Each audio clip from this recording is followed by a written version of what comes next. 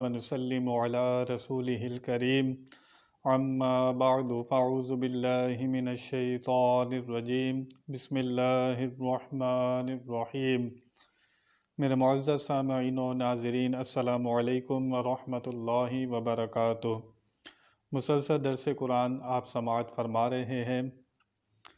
سورہ آل عمران کی ابتدائی آیات میں آپ نے ذکر سنا کہ اللہ تعالیٰ کے سوا کوئی معبود نہیں، کوئی عبادت کے لائق نہیں ہے۔ اللہ تعالیٰ نے انسانوں کو آگاہ کرنے کے لیے، ان کی ہدایت کے لیے آسمان سے کتابیں بھی نازل کیں اور انبیاء کو بھی بھیجا۔ وہ اللہ تعالیٰ کی آیتیں ان کو پڑھ پڑھ کر سنایا کرتے تھے، لیکن اس کے باوجود بھی اللہ تعالیٰ نے انبیاء کو بھیجا، کتابیں آئیں، تمام چیزیں توحید ان کے سامنے واضح کی گئی کہ اللہ تعالیٰ کے سوا کوئی معبود نہیں ہے، کوئی برحق نہیں ہے سوائے اللہ تعالیٰ کے۔ دنیا میں اس کے علاوہ جو جس کو معبود بنائے بیٹھا ہے، کوئی بتوں کو، کوئی چاند سورج کو، کوئی گائے کی پوجا کرتا ہے، یہ جس طرح بھی جن لوگوں کی جس طرح بھی یہ لوگ پوجا کر رہے ہیں، یہ لوگ کل قیامت کے دن سارے کے سارے نقصان میں ہوں گے، اور اللہ تعالیٰ چاہے تو تمام گناہوں کو معاف فرما دے، لیکن اللہ فرماتا ہے اللہ تعالیٰ شرک کو معاف نہیں فرماتا۔ شرک ایسا گناہ ہے جو اگر بندہ سچی توبہ نہ کرے تو اس کے لیے بخشش کے دروازے بند کر دیے جاتے ہیں۔ جب بالکل آپ کو واضح کر دیا گیا، اللہ تعالیٰ نے تمام قوموں کے سامنے ان باتوں کو واضح کیا، اللہ تعالیٰ کے انبیاء آئے، کتابیں آئی، اس کے باوجود بھی جن لوگوں نے نہیں مانا، کسی نے عزیر علیہ السلام کو اللہ تعالیٰ کا بیٹا کہا، حضرت عیسیٰ علیہ السلام کے کمالات دیکھ کر ان کو اللہ تعالیٰ کا بیٹا کہا۔ تو جن لوگوں نے اتنے دلائل قائم ہونے کے باوجود اللہ تعالیٰ کی توحید میں شرک کیا، اللہ تعالیٰ کے لیے اولاد ٹھہرائی، ان لوگوں کے لیے اللہ تعالیٰ ارشاد فرماتا ہے ان الذین کفروا بآیات اللہ لہم عذاب شدید۔ بے شک وہ لوگ جنہوں نے کفر کیا، انکار کیا اللہ تعالیٰ کی آیتوں کا، لہم عذاب شدید، ان کے لیے دردناک عذاب ہے، بڑا سخت عذاب ہے۔ اللہ تعالیٰ کے سوا کوئی معبود نہیں، انبیاء کو انہوں نے اللہ تعالیٰ کی اولاد ٹھہرایا، تو اس کے جو لوگ دلائل سے نہیں مانتے، پھر ان کے لیے جوتوں کا انتظام کیا گیا ہے، ان کے لیے دوزخ کا انتظام کیا گیا ہے، دنیا میں انکار کرتے ہیں، کل قیامت کے دن سخت عذاب دیا جائے گا ان کو۔ لہم عذاب شدید، ان کے لیے بڑا سخت عذاب ہے۔ حضرت عیسیٰ علیہ السلام کے کمالات دیکھے جب ان کے ماننے والوں نے، تو ان کو خدا کا بیٹا ٹھہرا لیا۔ انہوں نے دیکھا عیسیٰ علیہ السلام مادر ذات اندھے کے چہرے پر ہاتھ پھیرتے ہیں، وہ دیکھنے لگ جاتا ہے۔ یہ لوگ گھروں میں جو کچھ کھاتے ہیں، جو کچھ پیتے ہیں، عیسیٰ علیہ السلام کے پاس آتے ہیں، عیسیٰ علیہ السلام بتا دیتے ہیں۔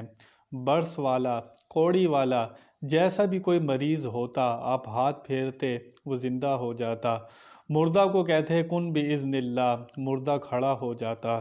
جب ایسے کمالات عیسیٰ علیہ السلام کے انہوں نے دیکھے، انہوں نے کہا یہ خلق کرنا، زندہ کرنا، یہ کام تو رب تعالیٰ کے ہیں۔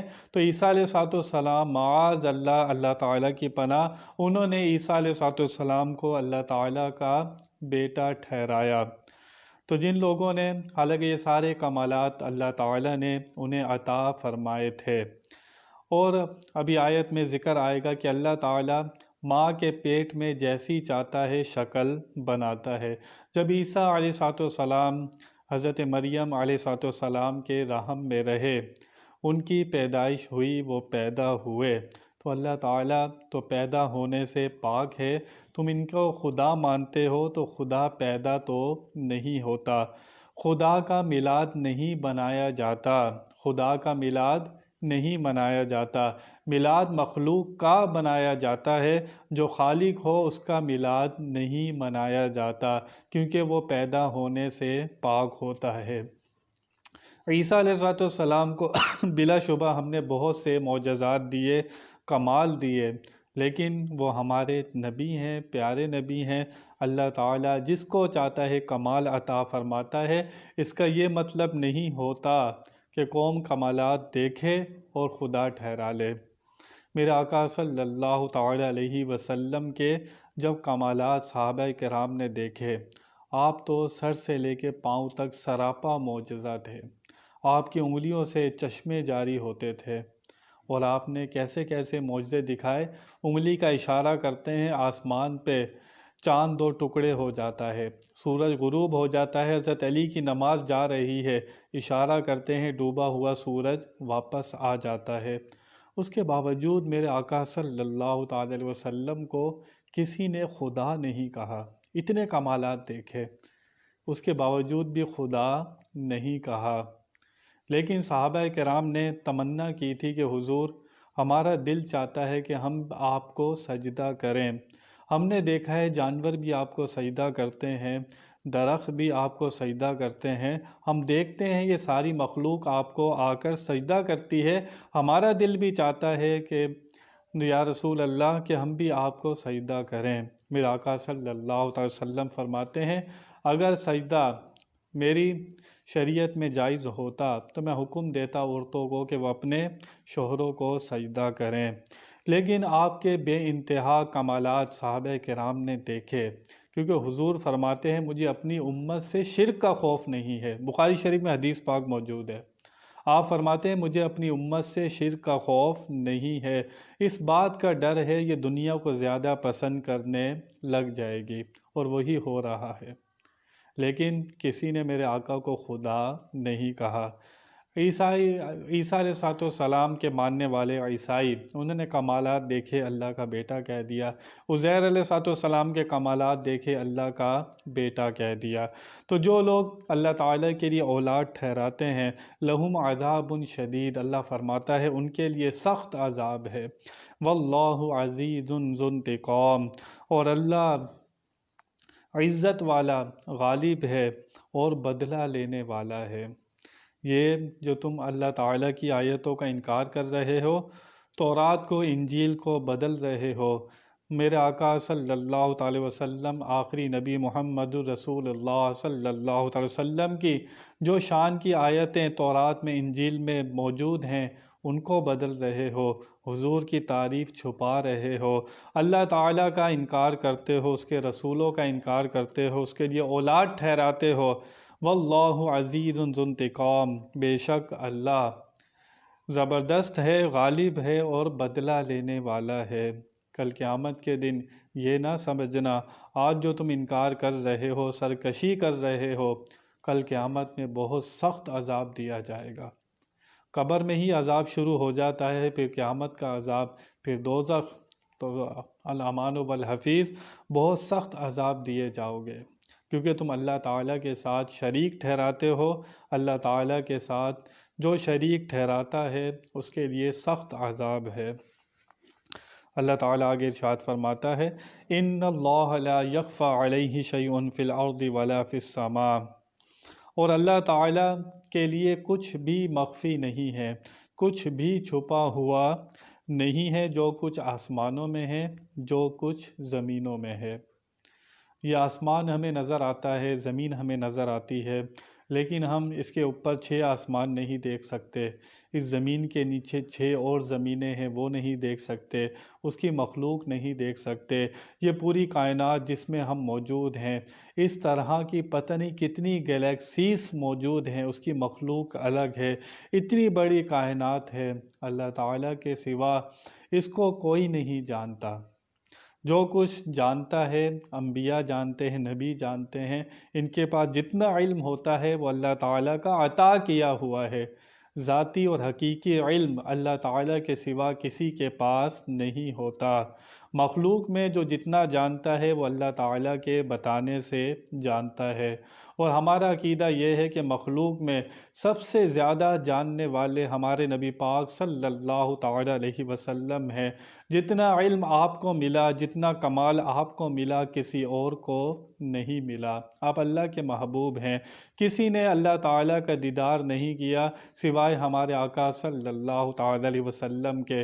جب اللہ تعالیٰ نے اپنے آپ کو ہی اپنے حبیب سے نہیں چھپایا تو اس کے علاوہ پھر کیا چھپانا تھا؟ جب اپنے آپ کو نہیں چھپایا تو پھر باقی علم غیب کہاں رہا؟ اور اللہ تعالیٰ نے آپ سے کیا چھپانا تھا؟ جب اللہ تعالیٰ کو دیکھ لیا اس کے بعد پھر بچا ہی کیا؟ تو مخلوق میں جتنا علم ہمارے آقا کے پاس ہے کسی اور کے پاس نہیں ہے۔ اللہ تعالیٰ عطا کرنے والا ہے۔ اللہ تعالیٰ آگے ارشاد فرماتا ہے هُوَ الَّذِي يُصَوِّرُكُمْ فِي الْأَرْحَامِ كَيْفَ يَشَاءُ، اور وہی ہے اللہ تعالیٰ جو یصورکم بناتا ہے تمہیں، تمہاری شکل، تمہاری صورت، فی الارحام ماؤں کے رحم میں، کیف یشاء جیسی چاہے وہ صورت بناتا ہے۔ اللہ تعالیٰ ماں کے رحم میں جیسی چاہے صورت بناتا ہے، کسی کو گورا بناتا ہے، کسی کو کالا بناتا ہے، کسی کو آنکھوں والا بناتا ہے، کسی کو گونگا بناتا ہے، کسی کو بہرا بناتا ہے، کسی کو بہت خوبصورت بناتا ہے، کسی کو حسن کم دیتا ہے، تو وہ جیسی چاہے ماؤں کے رحم میں صورت بناتا ہے۔ تو جو کسی کی شکل پر طنز کرتا ہے یا باتیں کرتا ہے، اصل میں بات کہاں تک جاتی ہے اس کو سوچنا چاہیے۔ کسی کے چہرے کی برائی نہیں کرنی چاہیے۔ کوئی کالا ہے، کوئی گورا ہے، بنانے والا کون ہے؟ کوئی مصور ہو، کوئی پینٹنگ بناتا ہے، جب اس کی پینٹنگ میں تم نقص نکالتے ہو تو اصل میں نقص کس میں ہوتا ہے؟ جو پینٹنگ بنا رہا ہوتا ہے۔ تو اللہ تعالیٰ شکل اور صورت بنانے والا ہے، خود فرماتا ہے کیف یشاء جیسی چاہے وہ صورت بناتا ہے۔ اور اتنے انسان دنیا بھر میں آدم علیہ السلام کے بعد جن کی گنتی نہیں ہو سکتی، اتنی مخلوق اللہ تعالیٰ کی پیدا ہو رہی ہے، انسان پیدا ہوتے ہیں، قیامت تک پیدا ہوتے رہیں گے۔ لیکن کمال کی بات کیا ہے؟ حضرت علی کرم اللہ وجہہ الکریم سے کسی نے آ کے پوچھا یہ جو شطرنج ہے، یہ کتنا پرانا گیم ہے، دیکھو شطرنج، اس کے بارے میں سوال کیا حضرت علی سے کہ اس میں 64 خانے ہیں، دنیا بھر کی چالاکی اس میں بھر دی ہے، بنانے والا کتنا کمال رکھتا ہوگا؟ حضرت علی کرم اللہ وجہ الکریم فرماتے ہیں کہ اس خالق کو دیکھو، اس مالک کو دیکھو، اس کی قدرت کس کمال کی ہے۔ اللہ تعالیٰ نے ایک بالش کا چہرہ بنایا ہے انسان کا، ایک بالش کا سائز اور کتنا سائز ہے۔ حضرت علی فرماتے ہیں اللہ تعالیٰ نے اس میں 5 سوراخ کیے، 2 آنکھوں کے کیے، 2 ناک کے کیے، 1 منہ کا کیا، لیکن آدم علیہ السلام سے لے کر قیامت تک اتنے لوگ آئیں گے، ایک بالش کا چہرہ ہے لیکن ایک کا چہرہ دوسرے سے نہیں ملتا، فنگر پرنٹ انگوٹھے کا ایک کا دوسرے سے نہیں ملتا، اتنے چہرے اللہ تعالیٰ نے بنائے لیکن ایک کا چہرہ دوسرے سے نہیں بنتا۔ هُوَ الَّذِي يُصَوِّرُكُمْ فِي الْأَرْحَامِ، وہی اللہ ہے جو ماؤں کے پیٹوں میں صورت بناتا ہے۔ کتنا کمال ہے، کیسی قدرت ہے۔ آپ انسان کی شکل کو دیکھیں، بالکل ایک بالش کے برابر ہے، لیکن اتنے انسان ہیں چہرہ ملتا نہیں ہے۔ چنانچہ آگے ارشاد فرماتا ہے اللہ تعالیٰ کہ اللہ تعالیٰ ماؤں کے رحم میں جیسی چاہے صورت بناتا ہے، لا الہ الا هو العزیز الحکیم، اور نہیں ہے کوئی معبود مگر وہی اللہ تعالیٰ عزیز الحکیم، غالب ہے، حکمت والا ہے۔ اور کوئی انسان اللہ تعالیٰ کے اوپر یہ نہیں کہہ سکتا کہ یا اللہ اس کو معاف کر دے، اس کو چھوڑ دے، لیکن اللہ تعالیٰ جس کو اپنا پیارا بناتا ہے، اللہ تعالیٰ محبت کی وجہ سے اس کی بات سنتا ہے، لیکن اللہ تعالیٰ غالب ہے، حکمت والا ہے۔ ایسا کوئی دنیا میں نہیں ہے کوئی اللہ تعالیٰ پر اپنی دوست جمائے معاذ اللہ کہ یا اللہ ایسا نہیں، ایسا کر دے، ایسا کوئی انسان نہیں ہے کہ اللہ تعالیٰ کے فیصلوں کو چیلنج کرے۔ محبت الگ چیز ہوتی ہے۔ اللہ تعالیٰ جو اپنے پیاروں کی، انبیاء کی بات سنتا ہے وہ محبت کی وجہ سے سنتا ہے۔ کل قیامت میں جو انبیاء شفاعت فرمائیں گے وہ شفاعت بالمحبت ہوگی۔ اللہ تعالیٰ اپنے انبیاء سے پیار اتنا کرتا ہے، خصوصاً ہمارے نبی سے اللہ تعالیٰ پیار اتنا کرتا ہے کہ اللہ تعالیٰ ان کی بات محبت کی وجہ سے سنتا ہے، کوئی زور زبردستی نہیں ہے۔ شان دینے والا، عزت دینے والا، ہر جگہ اللہ تعالیٰ نے اپنے نام کے ساتھ اپنے محبوب کا نام رکھا۔ نماز دیکھیں، اذان دیکھیں، نماز جنازہ دیکھیں، ہر جگہ جہاں اللہ تعالیٰ کی توحید کا ذکر آتا ہے وہاں رسالت کا ذکر آتا ہے۔ جب تک کوئی پورا کلمہ نہیں پڑھے مسلمان نہیں ہو سکتا۔ یہ سب شان دینے والا انبیاء کو اللہ تعالیٰ ہے اور ہم ماننے والے ہیں۔ اللہ تعالیٰ کے سوا کسی کو ہم خدا، خدا کا شریک، خدا کا جز، خدا کا حصہ، خدا کے برابر ایک قطرہ بھی علم کسی کا نہیں مانتے۔ سب کچھ اللہ تعالیٰ کا حقیقی ہے، ذاتی ہے۔ مخلوق میں جسے ملتا ہے اللہ تعالیٰ اسے عطا فرماتا ہے۔ چنانچہ حدیث شریف میں آتا ہے کہ جب بچہ 40 روز کا ہوتا ہے اس کے رحم میں اسی نطفہ 40 دن تک رہتا ہے، جو نطفہ ہوتا ہے رحم میں 40 دن تک رہتا ہے۔ پھر 40 دن گزرنے کے بعد وہ جمے ہوئے خون کی شکل میں ہو جاتا ہے۔ پھر 40 دن کے بعد وہ ایک گوشت کا لوتھڑا ہو جاتا ہے۔ پھر اب تعالیٰ ایک فرشتے کو حکم دیتا ہے، وہ آتا ہے اس بچے کی ساری کیفیات لکھ کر چلے جاتا ہے۔ یہ لڑکا ہے یا لڑکی ہے، نیک بخت ہے یا بد بخت ہے، نصیب والا ہے، کتنا رزق ملے گا، کب مرے گا، کیسے کام کرے گا۔ یہ فرشتہ آتا ہے 120 دن گزرنے کے بعد یہ ساری چیزیں لکھ کر ایک صحیفے پر لکھتا ہے اور اس بچے کے گلے میں ڈال دیتا ہے۔ اب انسان ساری زندگی مارا مارا پھرتا ہے، رزق کیسے ملے گا، کیا ہوگا، کوشش کرنی ہے، ٹینشن نہیں لینی۔ اس کو جتنا رزق ملنا ہے اس کے مقدر میں لکھا جا چکا ہے، اس نے کب مرنا ہے سب کچھ لکھا جا چکا ہے۔ ایک آن بھی آگے پیچھے نہیں ہونی، ایک لقمہ بھی جو اس کے نصیب میں لکھا ہوا ہے وہ اسے ہی ملے گا، کسی اور کو نہیں ملے گا۔ انسان ساری زندگی اسی ٹینشن میں رہتا ہے کہیں میرا رزق کم نہ ہو جائے اور مجھے موت نہ آ جائے، اور یہ دونوں چیزیں لکھی جا چکی ہیں۔ اور لکھی کیا چیز نہیں جا چکی ہے؟ ہدایت۔ اس کا مانگنے کا اللہ تعالیٰ نے ہمیں حکم دیا ہے، اہدنا الصراط المستقیم، یہ مانگنے کا اللہ تعالیٰ نے ہمیں حکم دیا ہے۔ رزق کے لیے کوشش کرنی ہے لیکن لکھا جا چکا ہے۔ موت سے بچنے کے لیے کوئی انتظام نہیں ہو سکتا، لیکن انسان بیمار ہو جائے تو دوائی لینی ہے، لیکن انسان کا رزق کتنا ہے، مرنا کب ہے، یہ سب چیزیں فرشتہ آ کر لکھ جاتا ہے۔ چنانچہ روایت میں آتا ہے اب بندہ نیک بخت ہے یا بد بخت ہے، فرشتہ یہ بھی لکھ جاتا ہے۔ روایت میں آتا ہے بندہ ساری زندگی نیکیاں کرتا رہتا ہے، اچھے کام کرتا رہتا ہے، اس کے اور جنت کے درمیان صرف ایک ہاتھ کا فاصلہ رہ جاتا ہے، صرف جنت اتنے قریب ہوتی ہے ایک ہاتھ کا فاصلہ رہ جاتا ہے، لیکن تقدیر اس کے اوپر غالب آ جاتی ہے۔ تقدیر میں کیا لکھا ہوتا ہے کہ بدبخت ہے، تقدیر میں کیا لکھا ہوتا ہے، بدبخت ہے، ساری زندگی نیکیاں کرتا ہے لیکن تقدیر اس کے اوپر غالب آتی ہے، پھر وہ ایسے کام کرتا ہے کہ وہ دوزخ کا مسافر ہو جاتا ہے۔ ساری زندگی اچھے کام کیے لیکن جو تقدیر میں لکھا گیا تھا، اللہ تعالیٰ کے ازلی فیصلہ جو ہو چکا تھا اس کے بارے میں کہ جنتی ہے یا دوزخی ہے، ساری زندگی اچھے کاموں میں گزارتا ہے، آخر اچھا نہیں ہوتا۔